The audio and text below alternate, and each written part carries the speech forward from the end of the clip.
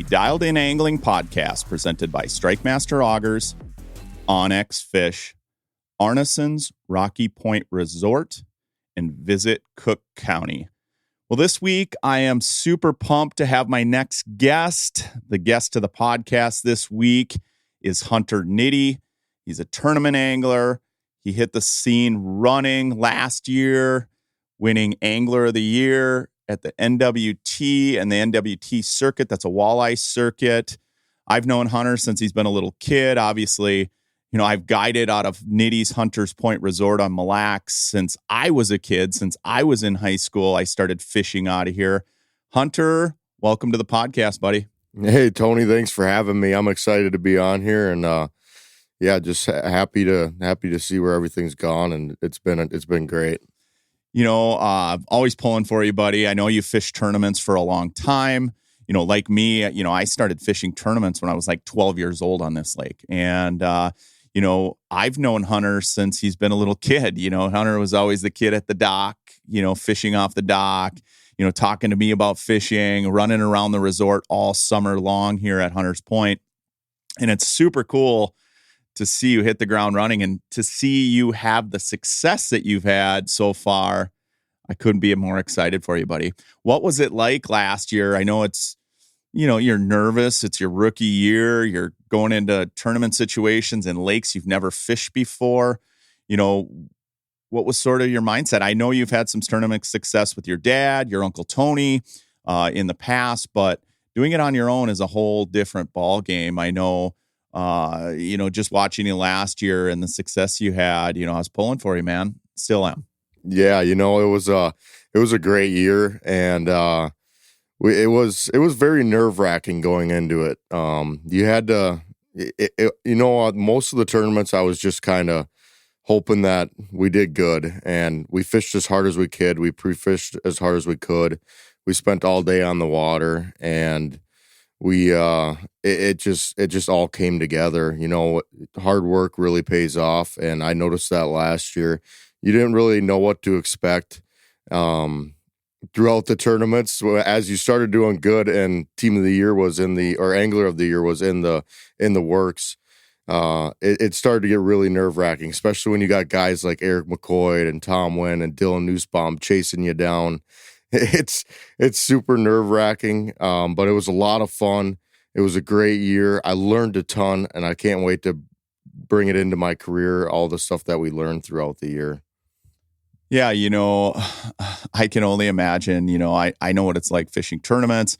I know what it's like just going out there, having to perform, and, you got a lot riding on it. I see your boat's wrapped. You got a bunch of sponsors. You want to do well. I mean, anybody who competes wants to do well, but you obviously exceeded expectations last year. You did very well. What were some of the highlights of the tournaments that you fished? I mean, what were a few tournaments where it stood out in your mind, or you went into a situation didn't know how good you were going to do, and then all of a sudden it was like, dang, we are on them. We are dialed. Yeah, for sure. There was definitely a few tournaments. Pool 4 Mississippi River was a big one. That was one of those ones that I was going into that I knew a lot about, and every day we dialed it in more and more and more. And I had known the body of water very well, and I started to learn a lot that week about the body of water. And when I started to learn more and more, I knew we were just dialed in pretty heavy. And at that point, we were not even casting at the big fish that we were seeing. We were marking big fish, and we knew that we could come back to them and catch them again for the tournament. The slot fish, we were figuring out where our bigger slots were. We had that pretty dialed in. That was one of those tournaments that I was super confident in. I was catching them in the river. I was catching them up the back of creeks. I knew I could win it in the back of a creek. And we ended up fishing the main lake Pepin the whole time. So that one was a blast. There was another tournament, Green Bay.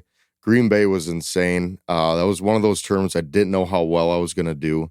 We were making a 95-mile run one direction just to go catch our fish, because the fish down south there was a huge hatch of minnows down south. The fish were gorging themselves. We couldn't get any of them to go. I know we spent 4 days on the south part of Green Bay, and I think I caught the only fish the whole time. So we knew we had to make a big run. And by the time we had figured out we had to make this big run, we didn't have any time to practice the run. And 95 miles is a long way without practicing the run, not knowing how much time you're going to have to fish, not knowing how long it's going to take to get up there, how much fuel you're going to use. And that was a very nerve-wracking one. But day one, I got very lucky. I ran up there, and in 3 casts, I was done. And I got to kind of just work my way back nice and slow. And that was pretty awesome. I worked my way back nice and slow. I figured out the day I knew what I had to do the next day. And the next day, we ran back up there, and I think I caught 2 30-inchers, 30 1/4 to be exact. I didn't have my third fish. I ran out of time because we only had about 2.5 hours of fishing total. And I didn't know how well I was going to do. We came in and I did pretty well. I think I took third in that one. You talk about running 95 miles. I mean, that's, doable, obviously, if it's calm. If it's not calm, it adds a whole nother realm. I mean, I can just think of situations like on Sakakawea where I ran 38 miles one way and it was dead flat calm. And I thought, man, if the wind comes up, and I wasn't even in a tournament, but I'm thinking if the wind comes up, we're going to have plan B. So to have your fish that far away is pretty crazy. And Green Bay can be tricky in itself. I've been out there where it's been absolutely lights out. That is just a special place. But then on the same token, I've gone out there even this spring and the bite was terrible. It was really, really tough. It was super finessey. And so Green Bay can be a tricky one to get out there, especially for really your first time in a tournament situation. And to do that's pretty remarkable because if you think about it, not only are you having to worry about your fish, but you're having to worry about the amount of time you're spending running and then how much time you can fish to get back, weigh your fish before you're disqualified. That in itself can be about as nerve-wracking as catching the fish. Yeah, definitely, for sure. I mean, keeping those fish alive through just going one direction back 95 miles was definitely very nerve-wracking. That was actually part of the reason you really only had 2.5 hours to fish. Honestly, you had about 3, but you wanted to use another half hour for stopping on your way back, making sure your fish were good, taking care of them. There's a lot that goes into this tournament fishing, and not a lot of people get to see that side of it, where we're taking care of our fish and we're doing a lot of other things besides just fishing and going out and getting the biggest bag that we can that day. Was it pretty rough when you guys were out there, or how were the wave? I mean, it had to be fairly calm for Green Bay to be able to make those runs. No, we kind of woke up in the morning, looked at each other, our whole team, because our whole team was running up there, and it was one of those things like, well, we could stay down here and not catch a fish all day, or we could run up there even if we get an hour. If you caught one in that tournament, you were going to be up in the top 30th places. So it was about 4-footers, and I had a younger kid with me, which was pretty awesome. Day one, I looked at him, I said, we're going to run these things hard as we can, try to beat some guys to the fuel dock. And we ran in 4-footers for half of it, half of the run. And then as we got further north, a lot of it changed. You had a different wind up there, and it was just running in 2-footers, and it was pretty easy from then on out. And then, the rest of the tournament, it was pretty nice. But that day one, first 50 miles was pretty rough, and a lot of guys actually had turned around and decided not to make the run. Some people don't put 50 miles on their boat in a lifetime, let alone in one tournament running that far. That's something. I know that you're not going half throttle when you're going wide, in a tournament, you're going wide open to get to those areas. That's pretty cool, man. Any other tournaments that stand out? We'll just recap last year, and then, of course, we'll get into this season, what you got shaking now, some of the things you're excited about. But any other tournaments last year? Obviously, winning Angler of the Year, we were all pulling for you. And to pull it out at the end, can you kind of walk our listeners through some of that? Yeah, so towards the end, we were on Lake Huron, and, that was was a pretty sweet tournament. We had fished all week, fished as hard as we could. We knew it was the last tournament of the year. That was the one that was gonna lock in my angler of the year, and we had an awesome team that week. We fished, I mean, all day, dark to dark, as hard as we could, and the first 4 days of pre-fish, I don't think we really had anything figured out. We had enough for me to kind of stay into it, but not what we had been hearing. And a lot of guys were getting those 20, 24-pound bags. We were getting like 15 to 20-pound bags. So the last day before the tournament, we got a half day of pre-fish, and then we go to rules meetings and do all of our photo stuff after that. We had figured it out. And we were catching fish out of 150 feet of water. We had figured out that there was a big warm water stretch out in the deep water on Huron, and all the fish had followed this warm water stretch, and they were all up high feeding like crazy. There was salmon in this group. There was all kinds of different fish out in this warm water stretch, and we ran around out there for about 3 hours that we had to fish that morning. And we all came back in and said, all right, this is what we got to do. And that was about a 40-mile run to those fish too. So it wasn't like it was really close. And catching them out of that deep water was tough to keep those fish alive. You know, you had to fizz them, make sure that you got all the air out of them, kept them alive, kept them good. And then the last day of the tournament, we had a pretty good 2 days. I think I had 18 pounds one day, which was pretty good. And then I had like 17 another day, which got me, I was in the top 10 going into day 3. So we were pretty pumped then. You know, I really had a chance at the AOY. But then day 3, we didn't even know if they were really going to let us out. We had 6-foot rollers. It was nasty. It was coming dead out of the north. And I don't know if anybody's ever fished that lake. A north wind can get pretty nasty. And I went out there and ran south, and I had not ran south the whole tournament. I ran south down into a bay.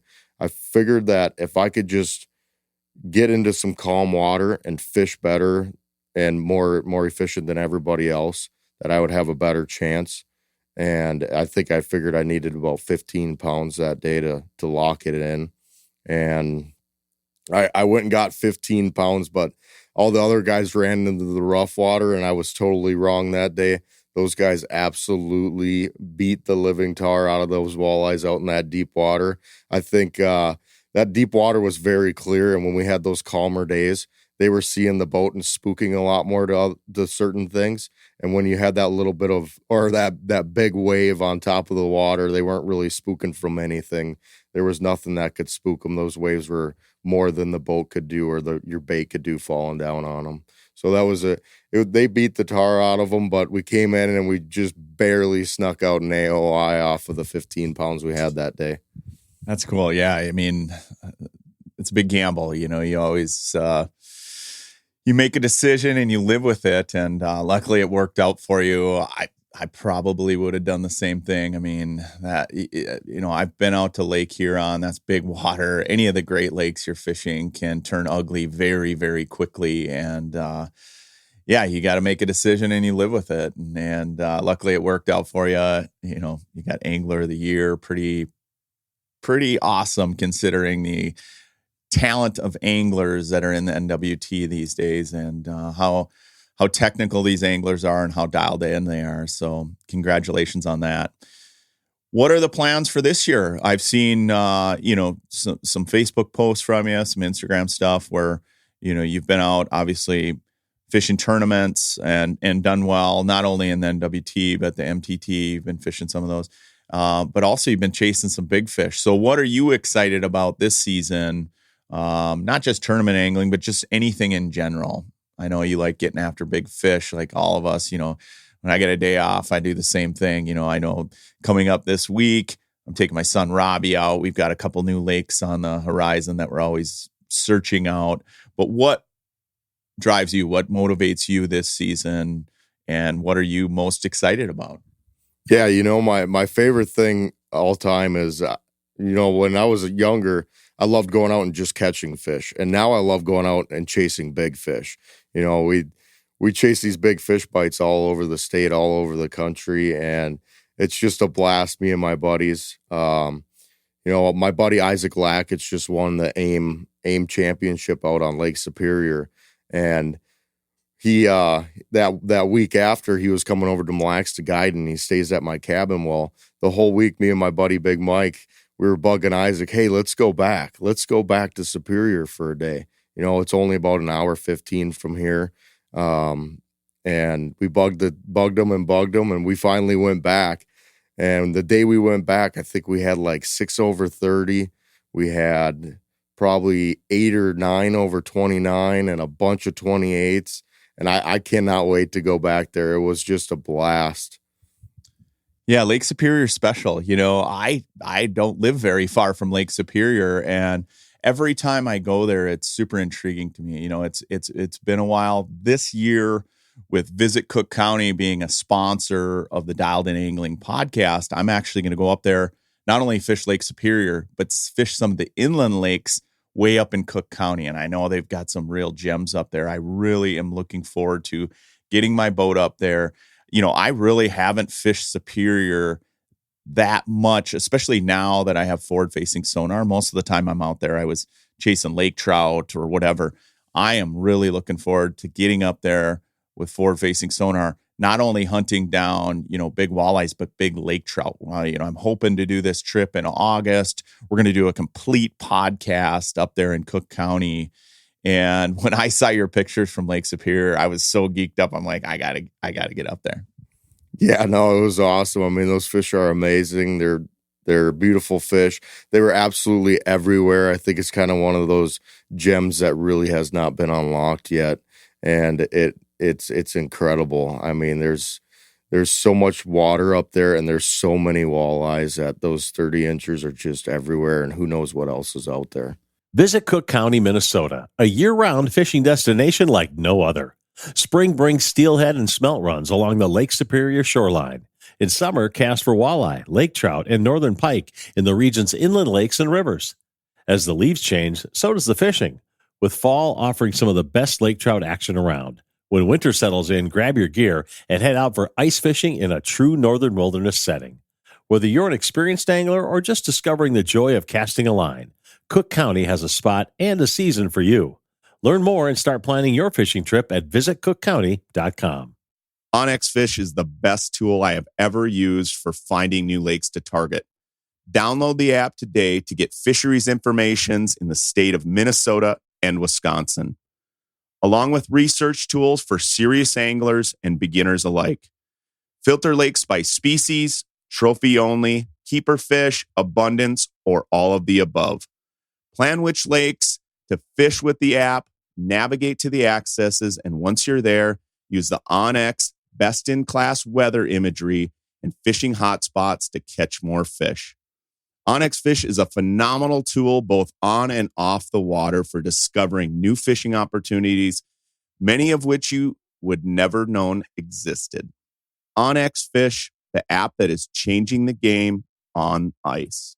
I think prior to forward-facing sonar, you know, lakes like Lake Superior, I always remember the charter captains talking about catching these great big walleyes when they're trolling for salmon, you know, and it was just like a common thing. You'd see, you know, a handful of salmon in the boat or splake or whatever, and then all of a sudden this 30-inch walleye in their cooler, you know, you'd see like social media posts. But now with forward-facing sonar, where you can actually hunt down fish like that, it makes that bite times 10. You know, you can't really describe it to people unless you talk about forward-facing sonar and how you actually hunt down these fish. Because I do the same thing on a lot of small lakes where I'll bump into fish that I probably would have never fished or seen because they were off a structure or suspended or whatever.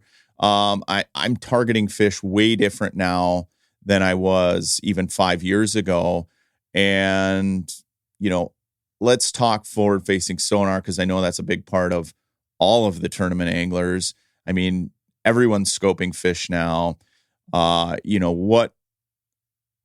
I mean, I see your boat. I see the big screen in the front. I know how much value you put in that. let's just start with scouting, for example. Prior to forward-facing sonar, you had 2D imagery, you had side imaging. I would side image a lot of spots, find cabbage edges. I would find sand flat spots where all of a sudden, boom, there you would see the walleyes, but then you were basically trolling over those fish, or in some cases, maybe power pitching to them or something. But now you're pinpointing individual big fish in all sorts of different situations, whether they're suspended up high, whether they're on the inside of the weed lines. I'm finding fish in 4 feet of water that I never thought would have been there midsummer.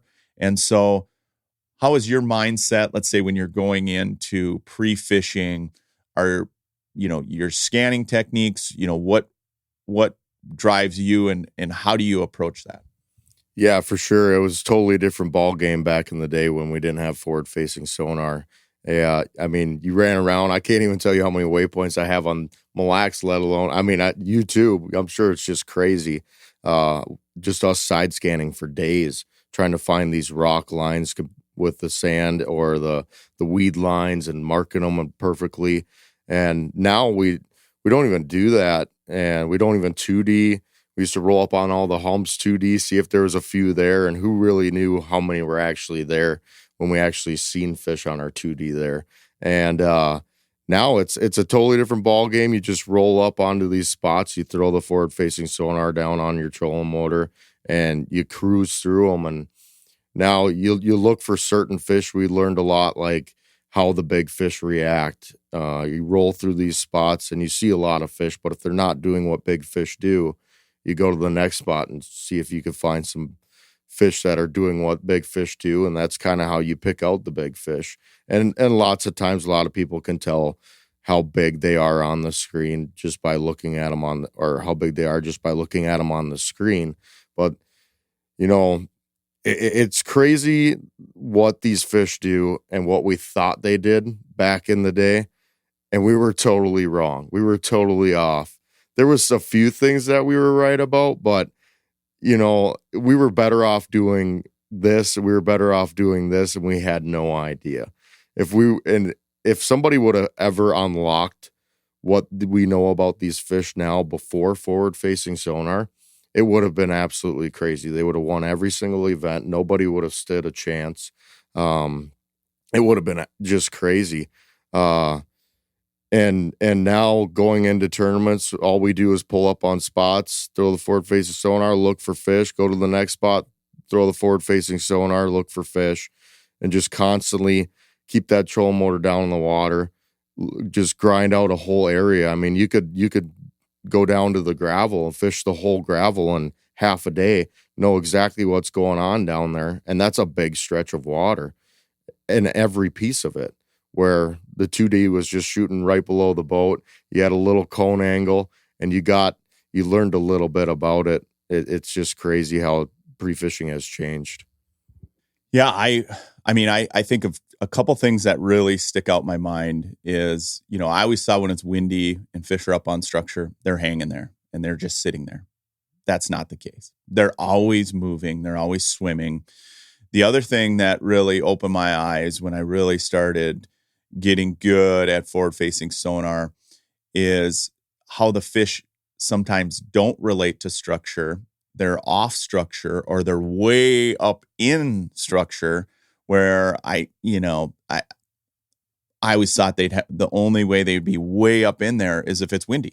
And that's not the case. These fish are they can be anywhere in the water column. They can be 4 feet below the surface. They can be on the bottom. They can be up in 4 feet of water, sitting in the rocks. It's crazy to me, the difference of how I think about fish and fish relating to structure now than I did 4 or 5 years ago.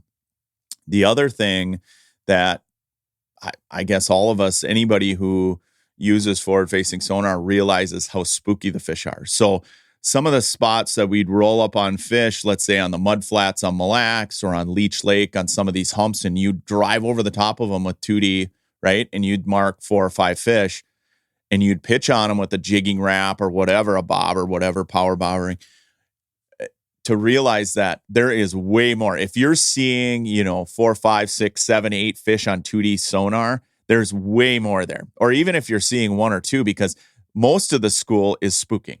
Yeah, for sure. There's hundreds. I mean, that's the craziest part about the whole thing is like some of these schools that we used to roll up on back in the day. What did they even look like on forward-facing sonar? It had to be insane. And the fact that half of them would probably spook every time we rolled over that hump and bobber dropped or pitched a jig wrap back on them, and then we rolled back over it, and we still seen like 10 more on 2D is absolutely crazy. There was definitely hundreds and hundreds and hundreds of fish, and us just thinking that we threw back there and got one of the 10, and we didn't. There was 100 and we got one of the 100. And then, it kind of goes to show that every time we would roll over the top of it, we'd pick another one off. And sooner or later, you rolled over it 10 times and you did catch 10 fish. Well, you were like, oh, I got all 10 of them. Well, you didn't. You got 10 of the 100, and out of the 100 that were there rolled off of it because we were spooking them every time we got up on top. It's absolutely crazy to know what we know now. Yeah, there's a lot of controversy with forward-facing sonar. Some people hate it. Some people love it. I'm in the camp. I love it. It's opened up a lot of different fishing experiences for me as a guide. I can go to a lake that I haven't fished in a week, a month, a year, and I can be very successful. And I can break down that lake really, really quickly. Just the other day, I rolled up on a spot on leech, and I kind of came in hot, and I got a little too close to the top. I didn't want to get that close to those rocks, and I roll over the top and I look over on 2D and it's like arc, arc, arc, arc. I'm like, oh my gosh. So I dropped my forward facing sonar, and sure enough, the thing was absolutely loaded. So I was like, if I would have saw this back in the day, I would have spun around and trolled or pulled rigs or whatever. And now we're just like pickpocketing all these fish, on these spots. And I think with forward facing sonar, it could become, it's not always a give me. Yeah. We've all had those situations where we pull up to a spot, and even though you see them doesn't mean you can make them bite. Even as great a tournament angler as you are, as good a fisherman as I am, and all the rest of the field that you're against, it's a challenge. And I think, and I've talked about it in depth on Dialed In Angling, just the responsibility as anglers, putting fish back, being respectful of resources, that all comes with forward-facing sonar. But let me tell you, there are times where you pull up on them and they just will not bite. I've had it happen on Mille Lacs, I've had it happen on leech, I've had it on Winnie, blah, blah. You can go down the list. What are some of the situations in tournament fishing where you pulled up on these fish and you're like, oh my Lord, and they're everywhere, and then all of a sudden, you realize they're just not biting, and they're walleyes, because you can get in that trap where you pull up on fish and there's a million suckers or whatever it may be. I know for me, I went down to Lake Minnetonka, and Lake Minnetonka is one of those lakes, like kind of like some of these small lakes around here, like Gull Lake, where there's a million fish, right? And you have to kind of decipher the walleyes from the bass to the carp to the pike. What are some situations where you pulled up on them and you're like, man, they are loaded, but they're just not biting? Oh yeah, that's one of those situations when you pull up on that spot and your boat's super clean, and then after you leave that spot, you got rods, baits, tackle, everything is just laying everywhere. Mille Lacs right now, there's a awesome hatch of tulipies out there on Mille Lacs right now. There's an awesome hatch of perch out there on Mille Lacs right now. These fish used to be really skinny. For years, I mean, it's probably been 15 years since I've seen fish this big out on Mille Lacs just gorging themselves full of all the new bait that they have to eat and feed on. And it's awesome for the lake. I'm super excited for the lake to see what it becomes, but these fish are full. And there's been a lot of spots that I've rolled up on this year that there is giant walleyes everywhere, and I cannot make them eat. And it's very bite windowy. You got to start thinking out of the box. You got to start coming up with some new baits. You got to start getting into colors more. Sometimes walleyes are very color dependent. If you're using red, it's not going to work, but you switch to orange, which is almost the same, and it's going to work. Just using different baits, switching up colors, big thing. And then bite windows. Bite windows are huge, especially when I've found fish that are not eating at all. There's sometimes like Cass Lake or the Graha and Pokegama, those fish aren't eating. Everybody that's fishing those lakes is waiting for a bite window. It's not like those guys are windmilling them all day, but they're staying on fish all day. So when that bite window happens, they're gonna get them, hopefully get them, or at least get a few to help their day out and try to catch them as fast as you can. And that's what I've noticed with the tough bites. If you roll into those fish that don't want to eat, you gotta learn them, figure out what they're doing, why they're doing it, figure out their bite window, pay attention to the little things, because it's always been the little things in tournament fishing or just fishing in general.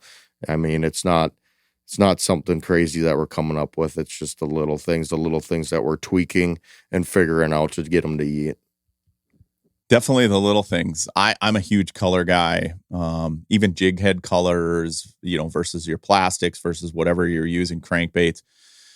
But, I found it where one little bit of color, like a two-tone, let's say like a parrot colored jig versus a blue and a white, that's what they wanted. Just that tiny little bit of yellow on there. Or I had it the other day where, we were pitching on some fish and, I had sort of a fire tiger, like moon eye jig. They would not touch it. And it was on a plastic, right? And it was on the plastic color that I had been catching them on. And so I switched jig colors and I put a white jig head on there and boom, boom, boom, boom. I mean, we were getting bit so fast. It was unbelievable that little bit of color just on that 1/8 ounce jig head. I'm not talking a quarter, half, 3/8. 1/8 ounce jig head made the biggest difference in the world. I want to touch on a couple things that you said about Mille Lacs, because it's frustrating at times as a guide. I've been out here a lot this year and I've done really well some days, and other days it's like grind fest. But that's good for the lake. I remember Jason Mitchell came to Mille Lacs. It was like 2007, 2008, somewhere in that time frame. And the bite had gotten really tough because, we've been used to fishing Mille Lacs over the last 10, 15 years where the bite's usually pretty good. If you get on them, you can get them. There's times a year where it gets a little tougher, but most of the time, Mille Lacs is like can't miss, right? You're just knocking them dead. I remember when Jason got here, they were filming a show and he was asking me, he was like, "Hey, how's the walleye bite?" And I said, "Man, we got a ton of bait. We got a huge bait problem," is what I told him. And I said, "The fish are just stingy. It's hard to get them to go." And he's like, "Hey, listen, if you have a bait problem, that's not a problem. You want these fish to be healthy. That's not a problem at all." He's like, having bait in a lake is such a good thing. And I'm with you, Hunter. You put the nail on the head. I mean, the fact that these fish are so fat and healthy is such a good thing right now. To see Mille Lacs Lake, to catch walleyes that are this big and girthy and fat. I can't remember a time in the 2000s where I've seen the fish this fat and healthy. It's so good to see for Mille Lacs Lake, because for so many years, the fish were skinny, hungry, starving, and to see at the condition in which the fish are in now is really cool to see. Yeah, for sure. I mean, it's definitely awesome. And that's why I can't wait to see what this lake becomes. There's some true trophies out there right now, and we haven't had these true trophies in a very long time. We had the longfish, the 28s to 29s, but now we got 28s, 29s that are 9-pounders right now, and who knows what's going to happen in a month. I mean, it could go crazy. It could be 11-pounders. There could be 10.5-pounders. I mean, those are really big fish for this lake, and fish that some of us have only seen maybe once or twice in our lives. I think I've only seen 1 or 2 over 10 in my life out here. Seen some 9s, but no really 10s. I've seen 31s, 32s, but they weren't 10-pound fish. They were skinny fish, and it's super excited. I'm super excited, and the tough bite is a good thing. Yeah, I can't wait till this fall. I think this fall, these fish are going to be tipping the scales in a big way. You're going to have walleyes like you said, that are could potentially 10, 11 pounders. And, Mille Lacs has always sort of had that threshold where it was tougher to get them over 28, right? It's like once they hit that 28 mark, it's really, really challenging to get those bigger fish. But now with the amount of bait we have in the lake, not just perch, you've got Cisco's, and now I'm seeing a ton of like young of the year perch. Like, I don't know, we're on a guide trip this week. That's why I've got Hunter Nitti here. We're doing some bass trips. And on the calm days, you see all these little teeny minnows up at the surface. And I don't know what they are yet. They look like perch. We had an incredible walleye hatch last year. They could be walleyes, but I'm guessing they're perch, and they're tiny. I mean, you could like see through them. They're maybe 3/4, a half inch long right now, but they're everywhere. And so I'm hoping we had another good perch hatch, because if we have back to back to back good perch hatches and we're getting to a point where the bait fish are healthy in Mille Lacs Lake, you're going to see some enormous fish. You're going to see walleyes that are monstrous. Plus, we experienced it this winter, good jumbo perch fishing. And the more bait fish hatches that we can have is just going to push all these perch to get into that jumbo category. I know last year you were out here a lot. I was out here guiding a ton. We filmed Dialed In Angling. And what was cool to me about having the camera down, or even having, forward-facing sonar down, not only were there a ton of jumbo perch, there were a ton of perch that were in that 5, 6, 7, 8-inch range. And now that's going to push those over the top, because, I've talked to a lot of biologists, and they say once perch hit like that 8, 9-inch level, the chance that they make it to 10, 11, 12 inches is the percentages go way up. And so having more bait in the lake is just going to push the survival rate of those fish up. I can't wait, because one of my favorite things to do in the winter is chase perch. I know you're the same way. Your grandpa loves perch. He's always hounding me about perch. George and I have always connected because of perch fishing, right? Talking perch fishing on Winnie, talking perch fishing on Mille Lacs, on Leech, wherever. Your grandpa loves it. I love it. The fact that the perch are back, I want to see that success story continue. Yeah, for sure. We all love those perch. I growing up when I was younger, I got to fish perch with you a lot, and that was just about it. Grandpa was like, "Hey, we're going with Tony today." And I was like, "All right, let's go." And we'd run around and follow you around, you drill holes, and we go pound perch, and it was just awesome. And then for a long time, we didn't have the perch. They disappeared on us. Something happened, which we all kind of knew that it was going downhill. We didn't expect for this to happen. We didn't expect for them to come back as hard as they did.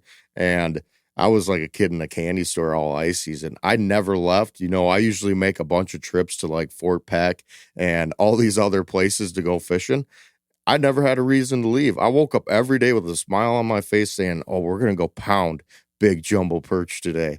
And it was every day of the year. We had to work for them towards the end of the year, but I still had a blast doing it, and I can't wait to see what happens in the next coming years too with those, because like you said, there was a lot of 6, 7, 8, 9-inch perch. There were so many classes of perch out there.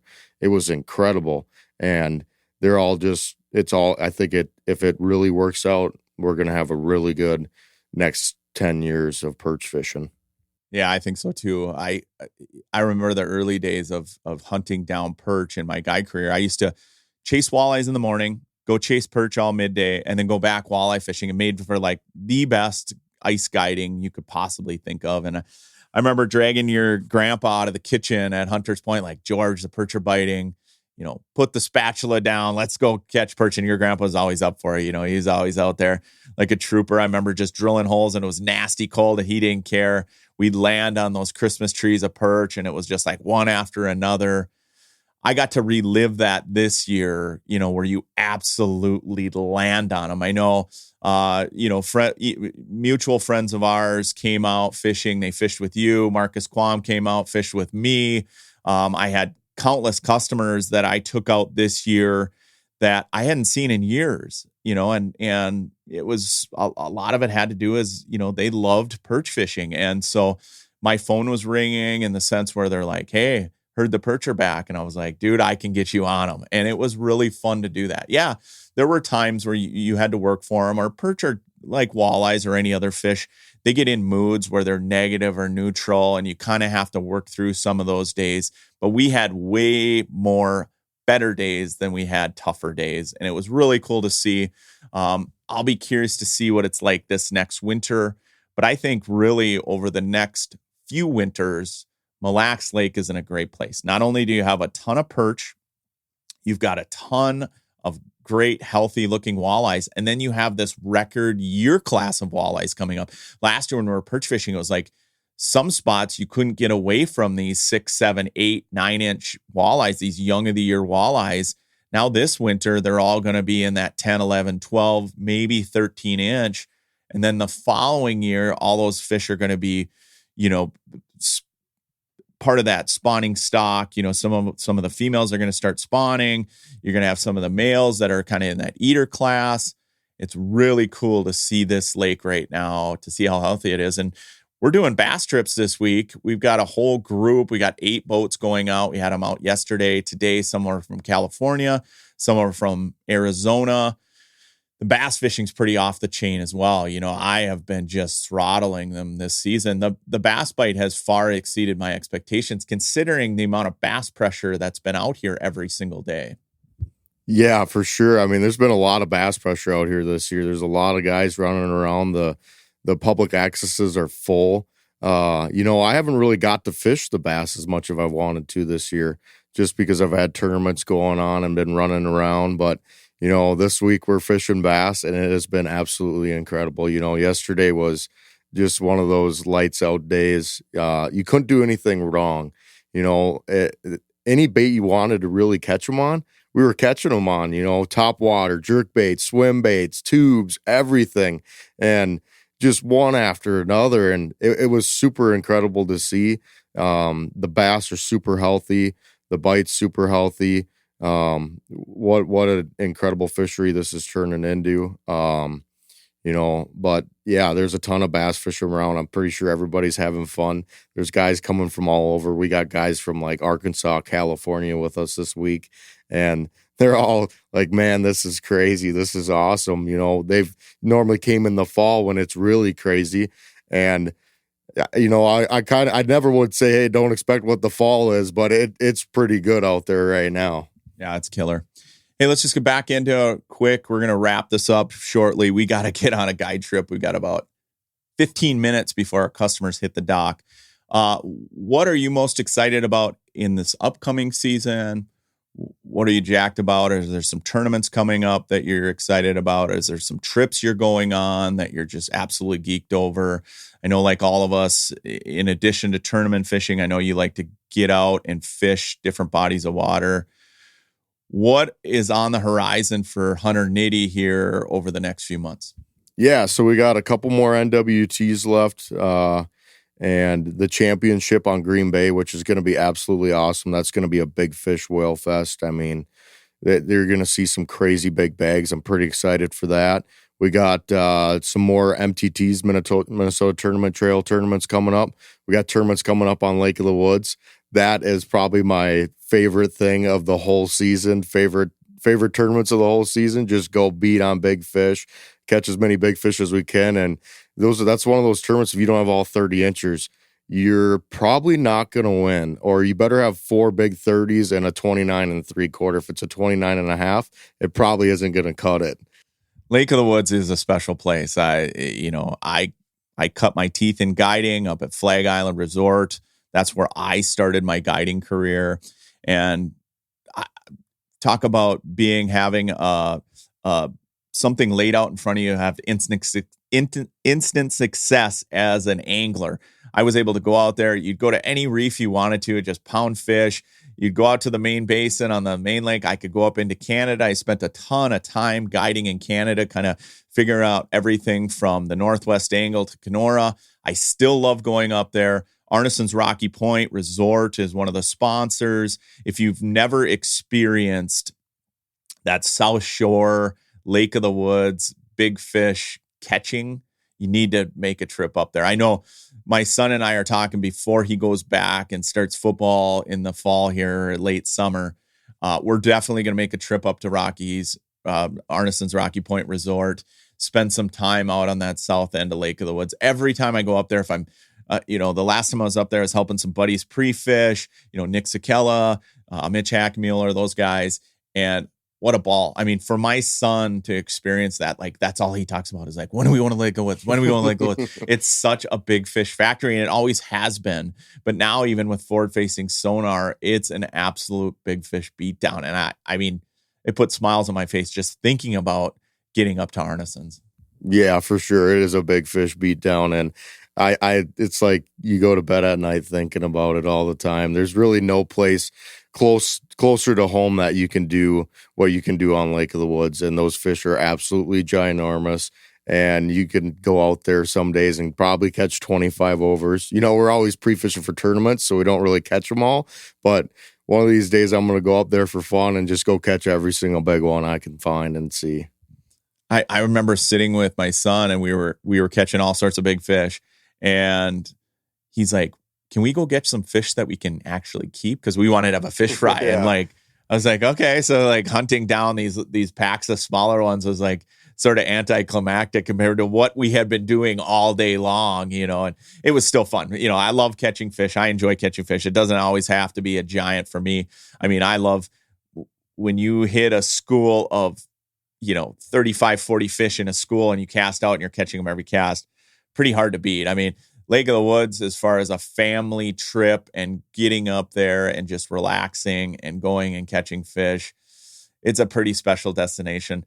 I say it all the time on this podcast. I live in Minnesota, and I live where I live in Minnesota because we have all these great resources. We've already talked about Lake Superior, Mille Lacs, Leech Lake, Winnie, Vermilion, Cass Lake, you've got Otter Tail County, you've got Lake of the Woods, you've got Rainy. I mean, and not to mention all the lakes around Brainerd and Grand Rapids. I mean, it's incredible the potential that's out there. And that's what I love about forward-facing sonar is the fact that I get to discover all sorts of new lakes. I get to try different techniques. I get to have fun. My son is like both of us. He's standing right up in the front with me. He knows how to cast. He loves the fact that, he can cast a fish, and he's always always focused on fishing. He's not sitting in the boat on his phone, kind of kick back, holding a rod, dragging a leech around. He's engaged the whole time, and he's fishing the whole time. Now, I've talked about it countlessly on our podcast. My son is sort of like me or Hunter, where we were the kids at the dock. We were the kids that when the tournaments blasted off, when our dads took off, that's what we wanted to do in life. And to see him be that engaged in fishing, and a large part of it is because of technology, I embrace it. I love it. Hunter, thank you so much for jumping on the podcast. We got to get to a guide trip. I'm sure customers are thinking, where the heck are we right now? Good luck to you the rest of the season, wherever you go tournament angling. Hunter, where can people get a hold of you, whether it's your Instagram account, Facebook, they want to follow you, how can they do so? Yeah, so all my accounts are just Hunter Nitti Fishing. My website's Hunter Nitti Fishing. You can get guide trips on there or anything, and then Instagram and Facebook, Hunter Nitti Fishing. Awesome, man. Thank you so much for sitting down and giving our listeners some insight in what you've been up to. Truly appreciate it, buddy. We're going to go out and whack a bunch of smallmouth. It's fairly calm out there. So I already tied up some top waters. I've got some poppers, some X-Wrap pops. I've got all sorts of stuff tied up, some walking baits. So stay tuned. We've got more Dialed In Angling. I'm going to do a quick fishing report as we wrap up June. So you're going to want to stay tuned. We got more Dialed In Angling coming your way. Arneson's Rocky Point Resort in northern Minnesota offers a little something for everyone. Nestled on Lake of the Woods South Shore, it provides easy access to 14 remarkable reefs. Serious anglers know that Arneson's offers some of the best fishing, charter fishing, and small boat fishing options, all supported by the largest protected marina on the lake's South Shore. Accommodation selections range from 1 to 5 bedrooms. Equipped with all the modern conveniences, guests can enjoy a delightful dining experience and stunning lake views at the Rock Harbor Lodge, an on-site full-service bar and restaurant. The two beaches provide hours of fun for the whole family. Whether you're seeking an idyllic fishing spot or a relaxing vacation, Arneson's Rocky Point has everything you need. Check them out at arnesonsresort.com. Okay, I'm going to wrap up this week's podcast with a little quick fishing report. You know, it's the end of June. Things are changing quickly. Even though the weather's been really up and down, the fish are finally starting to slide out to what I would call kind of summertime patterns. You've got walleyes that are moving out to mid-lake structure. You've got a lot of bug hatches going on various lakes. The smallmouth bass are post-spawn. I've even done a little largemouth fishing, and it seems like some of the largemouth are sliding out to the deeper weed lines. And so here we are, the end of June. June is one of those magical months. I've talked about it on past podcasts. I absolutely love June fishing. And yes, I've had some up and down days over the last few weeks. You know, on Mille Lacs, I can recall last Friday was sort of a clunker day. We threw on a ton of fish that just weren't biting, as far as the walleyes. But then we went smallmouth bass fishing, started picking some of them up. But then you turn around a day later and the walleye bite's really good. What I've noticed on Mille Lacs, on Leech, on a lot of these other lakes, if you get a little bit of wind, if you get some wind moving in, especially on a hump or a weed line, those fish are biting. Really, particularly on these very clear lakes, you encounter that. So I'm talking Leech, Mille Lacs, Winnie, Cass, any of these small bodies of water around Brainerd where the water is super clear.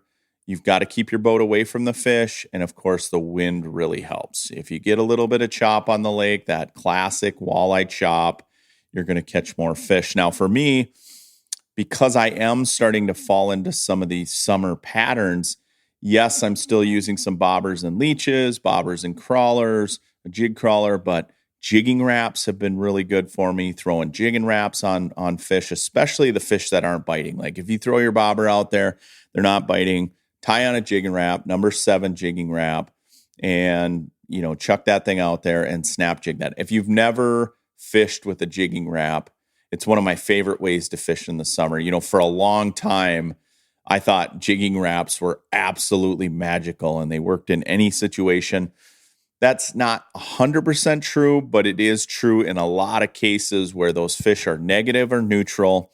You start throwing a jigging wrap out there for walleyes, they absolutely smash it. So it's fun. Also, the jigs and plastics, I tend to shift from like a paddle tail style to more of a straight tail, like a freeloader. The Crush City freeloader is a really good example of that. Also, they've got a new one coming out called the Jerk.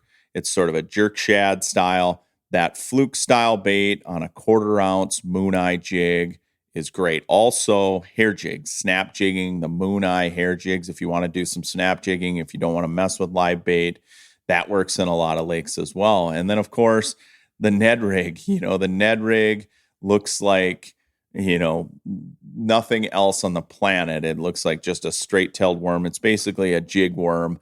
But if you want to get into throwing Ned rigs, those are working really well on Mille Lacs, on Leech, on a lot of other small lakes, and you'll catch everything. I had a guide trip a week ago where we were on a little lake, and I had a bunch of kids in the boat, and they just wanted to catch anything. And so we threw Ned rigs out there. We caught crappies, we caught largemouth, you got walleyes, you got pike, you catch everything. So it's just one of those baits that's really special.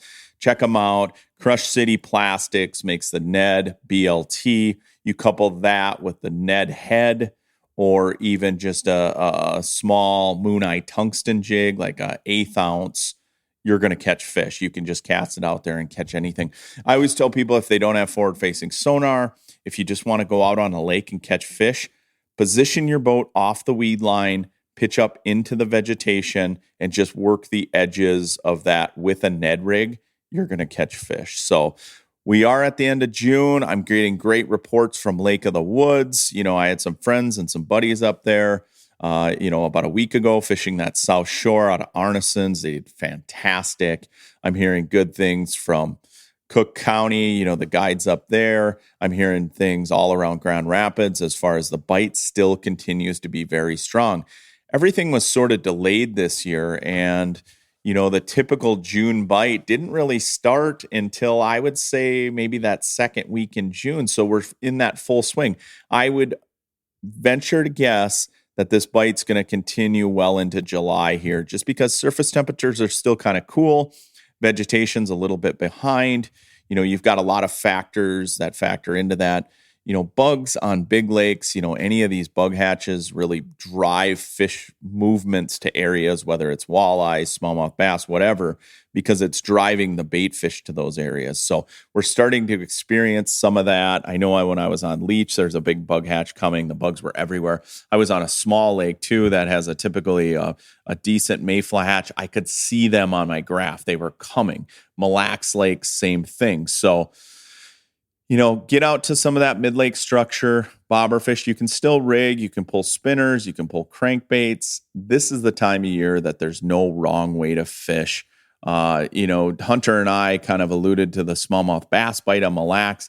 That still continues to be very good. So if you want to take some kids out and have a ball just catching fish, it's hard to beat just running out to Mille Lacs and banging on smallmouth. So that's my late June report. I want to thank Hunter Nitti for jumping on the podcast with me today. Hunter's a great guy, a great person. I grew up obviously with the Nitties. I've been around Nitty's Hunter's Point myself since I was a kid, and to watch Hunter go from a little kid on the dock to where he's at today is fantastic. So hats off to him. Good luck to him the rest of the season. Stay tuned next week. We got a great podcast coming up next week, as always. Thanks for tuning in. Good luck fishing, everybody. Until next week, this has been the Dialed In Angling Podcast.